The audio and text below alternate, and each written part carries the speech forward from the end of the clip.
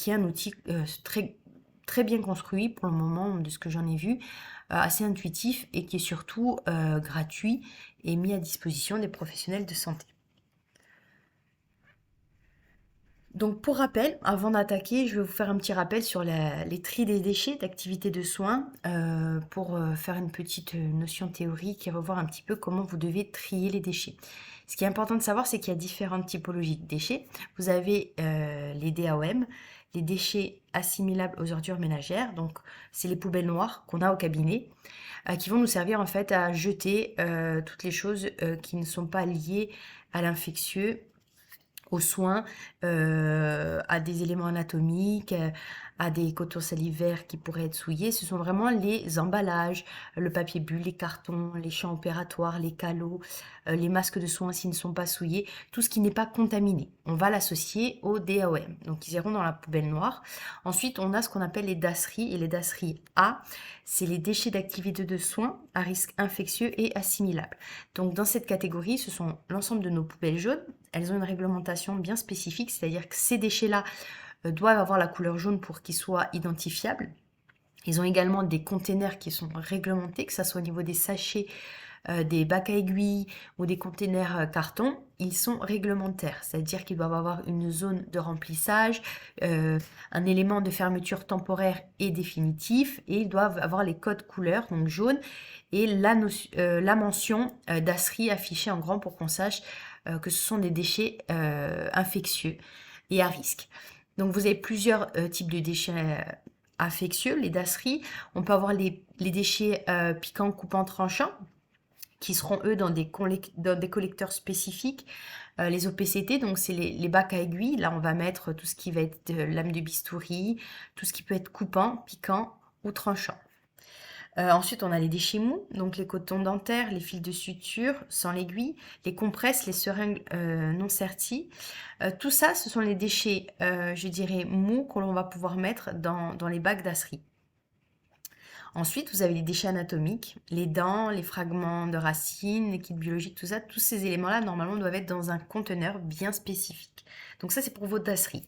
Et ensuite, vous avez les déchets spécifiques d'amalgame et autres, qui eux aussi ont leur réglementation spécifique. Donc ça, c'est un petit rappel pour vous rappeler un petit peu les différentes typologies des déchets. Et du coup, avant de vous mettre sur track déchets, qu'on revoie un petit peu comment, finalement, bien trier ces déchets en activité de soins. Le réflexe à prendre également, c'est que les déchets doivent être triés dès leur production.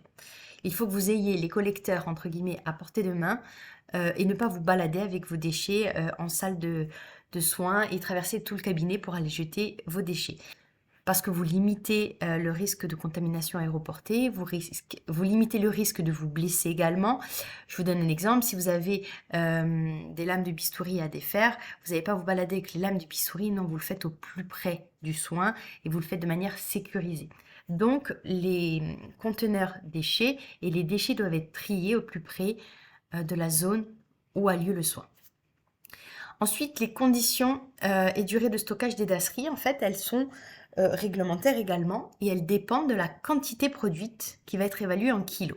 C'est-à-dire, si votre cabinet produit moins de 5 kilos par mois, vous pouvez conserver les déchets 3 mois au cabinet, pas spécifiquement dans un local adapté, mais avec un emballage spécifique, ça on l'a vu si c'est du dasserie, et ils doivent être fermés et à l'écart des sources de chaleur. Voilà, pour essayer de maintenir les déchets dans des conditions optimales.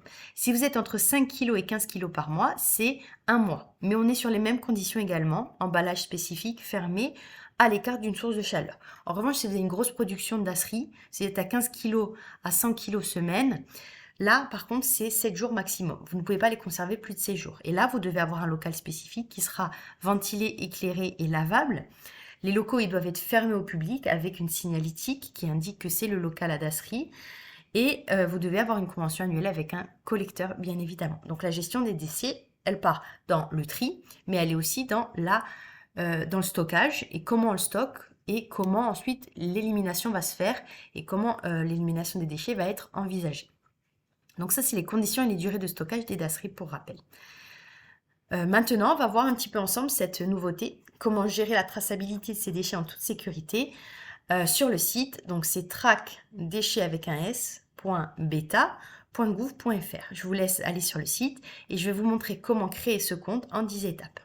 Donc c'est très simple. Et maintenant, il va juste falloir qu'on crée finalement son accès, qu'on crée son compte. Donc on va renseigner nos informations utilisateurs. Donc nom, prénom, email, téléphone, mot de passe. Et on va bien cocher « Je certifie avoir lu les conditions générales d'utilisation ». Et on clique sur « S'inscrire ». Donc ça, c'est la première étape, création et validation du compte. Une fois qu'on a cliqué sur s'inscrire, on a une nouvelle page qui s'ouvre en nous précisant qu'on va recevoir un mail pour pouvoir valider le compte. Une fois qu'on a reçu le mail de Trac Déchets, on peut voir que pour finaliser notre inscription, il faut confirmer notre email en cliquant sur le lien et il va nous ouvrir la page automatiquement de redirection vers la connexion à notre espace. Et on se connecte. Une fois entré dans notre espace, on vous indique qu'il faut créer votre établissement. L'établissement n'étant pas créé, vous ne pouvez pas encore utiliser Trac Déchets. Donc on va créer, c'est notre troisième étape, créer un établissement pour pouvoir après faire la suite, les bordereaux, etc. Et vous indiquez le numéro de SIRET de l'entreprise.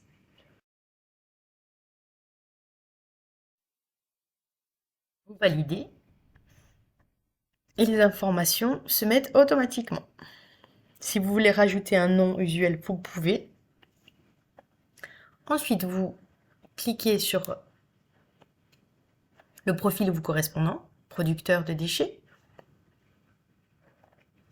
et vous validez cet établissement est susceptible de produire des dasseries, et vous autorisez l'import direct des dasseries ou non, sachant que si vous mettez oui, ils peuvent venir collecter sans votre signature, ce qui permettra de faciliter peut-être la collecte, et vous certifiez disposer du pouvoir pour créer ce compte au nom de l'entreprise. Ensuite, vous validez votre fiche, en cliquant sur créer. Ensuite, vous allez sur mon espace, et vous allez pouvoir préparer facilement un bordereau de suivi des déchets. Ça se fait en à peu près 6 étapes. Ce qui va vous permettre de créer votre bordereau, de le signer numériquement, quand on va en voir l'enlèvement des déchets, de suivre l'état de ces bordereaux en temps réel, de savoir où ça en est, de télécharger le registre réglementaire, et vous avez bien évidemment un espace où vous pouvez poser vos questions. Donc vous cliquez sur créer un bordereau, vous sélectionnez bordereau de suivi dasserie.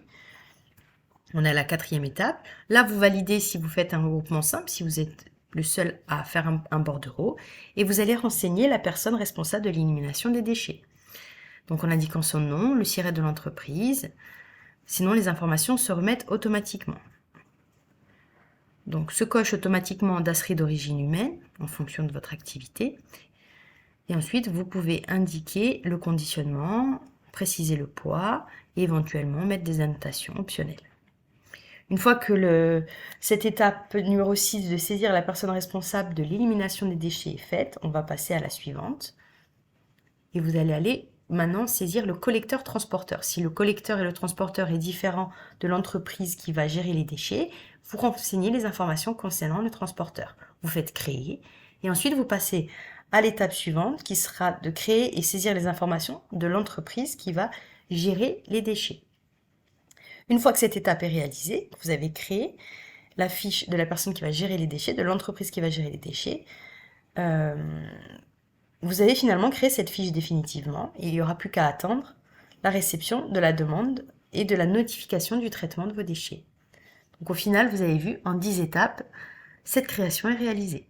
Voilà pour ce petit tuto. On se retrouve très bientôt pour une nouvelle vidéo. J'espère qu'elle vous sera pratique pour mettre en place cette traçabilité dématérialisée dans la gestion de vos déchets au cabinet.